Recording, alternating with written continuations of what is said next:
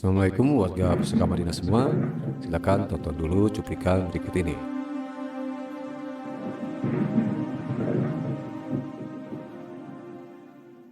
Black holes. We've all heard of them. I'm talking about that region of space with a gravitational field so intense that no matter radiation or even light can escape it. There's a joke that astrophysicists like to tell, and it goes something like this. A star walks into a black hole, but it doesn't seem phased. The black hole turns to the star and says, "Sir, I don't think you understand the gravity of this situation." But as with most jokes, it carries a ring of truth to it. Until 2011, astrophysicists were not able to confidently report this phenomenon of stars falling into black holes, but now they can. And the total number of cases of stars falling into black holes reported until 2016 had been 3. Interestingly enough, although it's not an astrology book, there's an entire chapter in the Quran called The Star, and the first verse of that chapter is, "By the star when it falls." In this chapter, the Quran describes characteristics of a place so similar to what we now know as fitting the description of the black hole that it will send a shiver down your spine. In the Islamic faith, it is believed that God granted Prophet Muhammad a special trip to the heavens.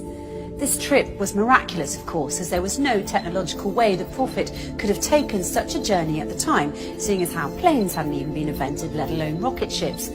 Nonetheless, if you study this miraculous night journey closely, you'll find that there are many clues to prove that this incredible journey did indeed occur.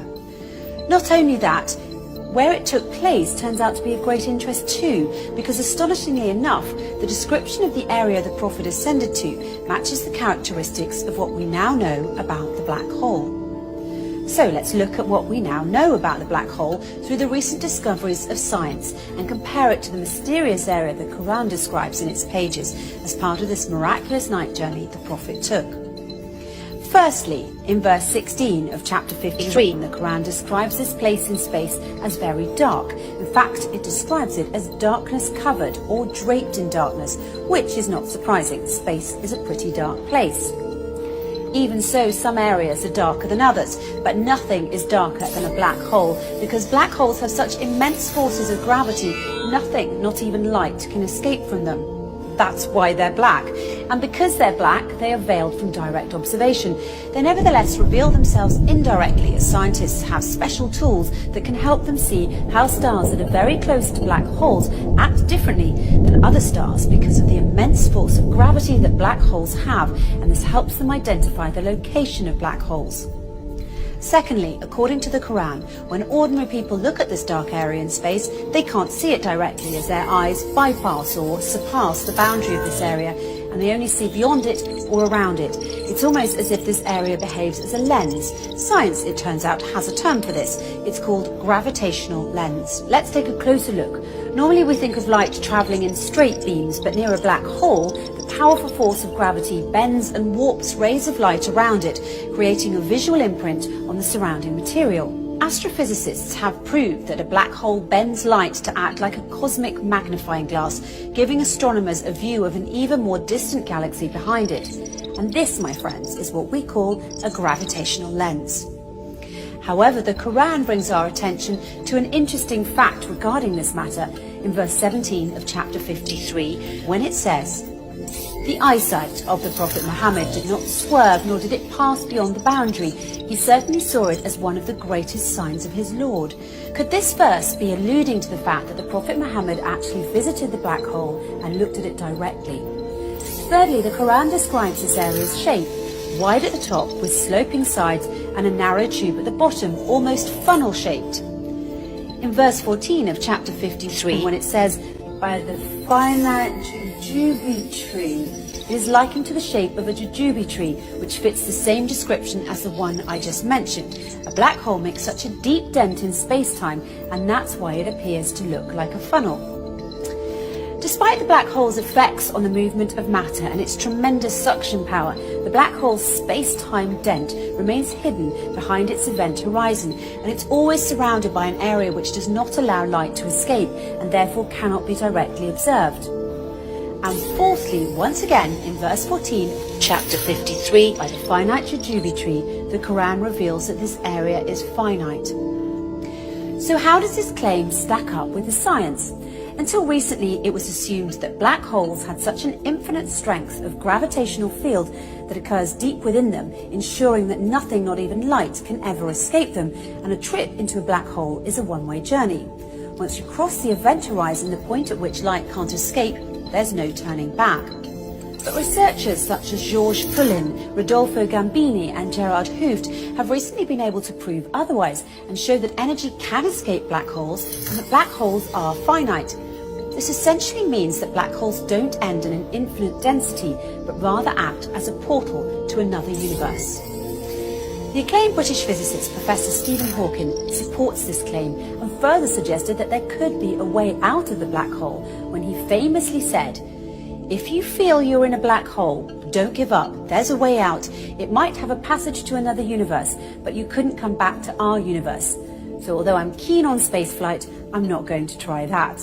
In conclusion, the Quran swears by the star when it falls that the Prophet Muhammad travelled through space and reached an area which, according to the Quran, is one of God's greatest signs, an area that is much darker than its surroundings. This darkness hides its funnel jujube tree shape underneath, and no one can see this area directly as his or her eyesight will swerve and pass beyond its boundary. Finally, we're told that this area is finite and a portal to another universe. So it would seem that the Quran and astrophysicists agree, as the way in which the Quran describes this mysterious area matches what we now call the black hole. However, the Quran takes it one step further by asserting that it is, in fact, a portal to heaven, a claim which science has yet to prove. But if past experience is any indication, it's only a matter of time before science catches up to the scientific miracles already contained in the pages of the Quran.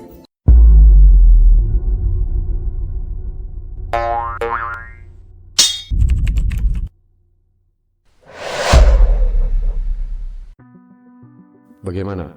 Sungguh wow amazing kan presentasi si teteh-teteh bule barusan? Apalagi penjelasannya melibatkan serangkaian ayat Quran. Ini membuktikan kebenaran Quran kan? Bikin kita yang muslim bangga bahwa risalah Nabi Muhammad Rasulullah SAW sejak kurang lebih 1445 tahun lalu itu akhirnya diakui kebenarannya oleh sains modern. Bukan begitu? Tentu bukan. Sama sekali bukan begitu kenyataannya. Sebenarnya presentasi barusan hakikatnya upaya culas kebohongan sains palsu mendompleng kebenaran Quran supaya dikira sains palsu itu karangan mereka itu sama benar dan sama sakralnya dengan isi Quran. Sains palsu numpang keren, numpang beken pada kebenaran Quran. Di presentasi barusan, itu sebenarnya mereka, elit gembel, sedang berusaha mencuci otak umat Islam dengan mendikte tafsir Al-Quran menurut cocok logi ilmiah, buah khayalan saintis-saintis palsu binaan elit gembel. Umat Islam sedang dicuci otak untuk membenarkan hoax ilmiah dengan tafsir yang didiktekan oleh kaum kafir. Pikirkanlah, upaya mereka ini cukup berhasil. Sejak tayangan tadi viral, banyak muslim gagal iqra yang lalu menyebarkan fitnah ini melalui postingan di medsos, di portal-portal online Islami, dan di channel-channel YouTube mereka. Tidak sadar, sudah menjadi kaki tangan Dajjal. Subhanallah, astagfirullah. Sabar dulu. Anda jangan lalu menuduh kami muslim fanatik buta yang anti sains. Tidak, kami bukan muslim sedemikian. Kami tidak anti sains. Kami bukan tidak percaya sains. Ilmu sains itu justru diadakan Allah sebagai salah satu jalan manusia menemukan kebenaran ilahi. Masalahnya, ada sains yang benar, ada juga sains palsu yang dimanipulasi supaya tampak benar. Kami tidak anti sains. Kami hanya anti sains palsu. Kami anti pseudosains. Presentasi wow amazing yang Anda saksikan barusan itu propaganda kebohongan yang dibalut kebenaran. Itu pencampuran hak dan batil di satu tempat, di mana adonan mixing hak dan batil itu diharapkan tertanam kuat pada akhirnya di otak Anda.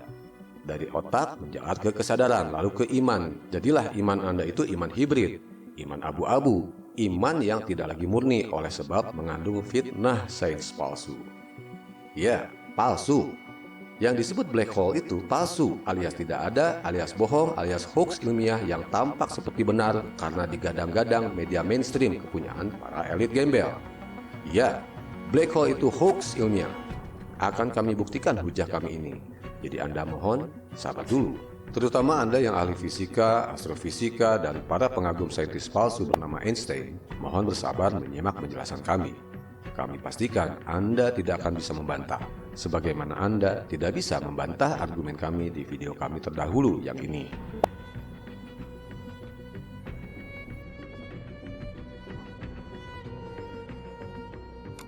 Tentu akan ada di antara viewer yang akan berkata, "Ah, so tahu, sotoy, memangnya para saintis dunia itu pembohong semua? Apa untungnya buat mereka bohong? Mereka itu saintis, orang-orang cerdas. Siapa lu?" Ya, sabar saja dulu Anda, wahai Anda. Soal itu juga termasuk ke dalam bahasan kami nanti. Sabar ya. Ini adalah video pembuka. Sengaja kami muat tepat hari ini, tepat ketika peristiwa Isra-Miraj diperingati di seluruh dunia Islam. Ini adalah video pembuka, karena uraian lengkapnya masih dalam proses editing. Rencananya kami muat tepat hari ini, tapi qadarullah, kesibukan kami di dunia nyata ternyata kemudian menjadi asbab keterlambatan video lengkapnya tersaji untuk Anda hari ini. Afwan, harap maklum. Doakan saja kami masih diberi umur panjang, rezeki, dan kesempatan untuk menyelesaikan video lengkapnya. Mudah-mudahan dalam minggu ini bisa selesai, insya Allah. Amin. Video pembuka ini juga kami sebarkan di beberapa komunitas Flat Earth sebagai pesan awal bagi Hehe Muslim. Pesan kami ini bagi Anda semua, baik Hehe Muslim maupun GE Muslim, yang artinya pesan ini untuk setiap Muslim. Apa pesannya? Ini pesan kami. Kami sarankan Anda tolak dulu, Anda ingkari dulu dalam iman Anda bahwa Nabi Muḥammadﷺ naik Mikraj itu masuk ke black hole. Ingkari dulu saja. Nanti kami tunjukkan kebenarannya seperti apa. Kami tidak memaksa, tapi saran kami ini kami pertanggungjawabkan dari dunia sampai akhirat. Jadi, semoga Anda sudi menerima pesan awal ini. Terutama Anda yang ahli fisika, astrofisika, dan para fans fanatik si Einstein akan tersinggung. Maka tersinggunglah. Mudah-mudahan berawal dari tersinggung itulah Anda mendapatkan hidayah. Amin.